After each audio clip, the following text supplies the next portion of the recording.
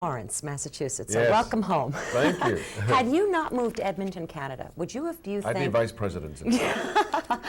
Oh, please. No, you wouldn't. Would you really? Why not? Would you want to be?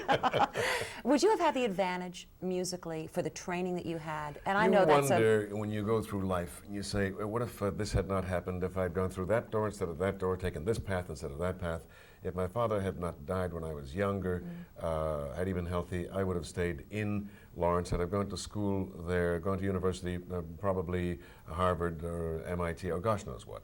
And my whole life would have been different. I'd be singing in with amateur groups now and in church choirs, and that'd be it. But because when he died, he said to me, God gave you a voice, you must sing. I moved to Edmonton, Alberta with my mother and my sister. And they still live in a little farm area where my grandfather had a farm. Really? 180 miles northwest of Edmonton. And Edmonton, for those of you who don't know, is 400 miles north of the Montana border. And they live there now, to this day. My sister married, had children, and her children's children live in that same little area. Is that rugged country? It's farm country. It's great, isn't it? So a great advantage to grow up there, but also to go on a scholarship. I lived in the farm only for a couple of summers, but the rest of the time was in Edmonton, Alberta, the home of Wayne Gretzky for the Oilers. Ah, all right.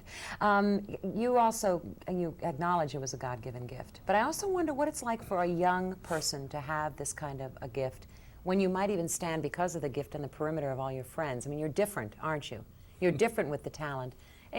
How are you treated by young people when you've got this kind of a thing? You mean my friends at the time? Well, I had a certain amount of friends in high school, and then I became a disc jockey for a couple of years before moving to Toronto to study music with a scholarship, to study singing. And so the friends that I knew, I left behind, and I made new friends. And I was in Toronto for 7 years. I did a lot of theater work there, television, radio, stage, before going to New York to do Camelot. Of course, I left all those friends behind in Toronto. I see them every so often. And we took this show to Edmonton this last year. Oh, that must have been great. And I saw my mother came down from the farm, and all my friends from high school, came backstage, and we had some nice reunions. But those friends are gone too. The ones from New York you see occasionally. Moved to LA, made some friends there. I don't see them anymore. I live in Las Vegas now, so I don't have any friends. Oh, well, you could stay here for a while. We'll find you some friends, but Okay. you don't have any friends. Camelot. I mean, what an amazing thing. You hit Broadway with Richard Burton and Julie Andrews, and you are the star. I mean, you stole that show, didn't you? No.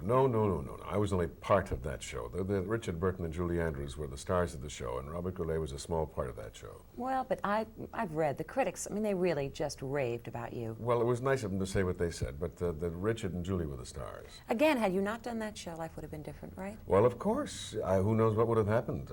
Something else would have come along, I imagine, in due course, because I was doing a lot of work in Canada. And in due course, I would have been into New York doing some of the show. Who knows? You know, but for all of the great composers of the world who probably, when they were writing, and I'm not just saying this, dreamed of a voice like yours to carry a lot of their lyrics, if your voice had been anything less at all, I mean, it's just... I wouldn't have had the show. I wouldn't have had the part. No, but it's such a wonderful marriage to take that gorgeous music and your voice and put them together. And I guess it must be a thrill for you every night.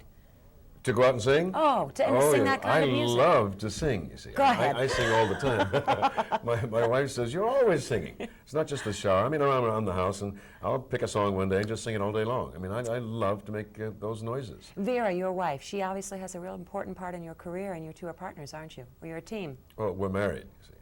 So, well... We live together, and I cook for her, and I clean house for her. You do not. She's rolling her eyes over there. Sure you do. I cook on occasion. But when you said that you had to have the pace people called, she had to be called to talk you into talking to them. To talk me into a lot of things, yes. My wife talks me into a lot of things.